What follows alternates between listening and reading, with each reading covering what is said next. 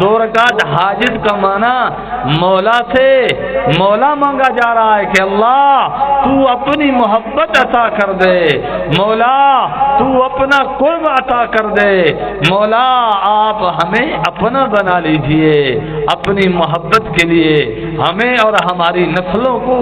ہماری اولادوں کو قبول کر لیجئے۔ یہ کمرہ ہمیں جو تنہائی کے لیے ملا ہے، یہ راز و نیاز کرنے کے لیے ملا ہے، لیکن ہم نے اس کمرے کو اس مقصد کی بجائے ہم نے اس کا الٹ استعمال شروع کر دیا ہے۔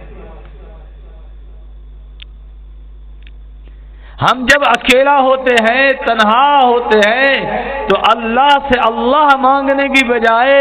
اللہ سے اللہ کی محبت کا سوال کرنے کی بجائے، اللہ سے راز و نیاز کی باتیں کرنے کی بجائے ہم ایک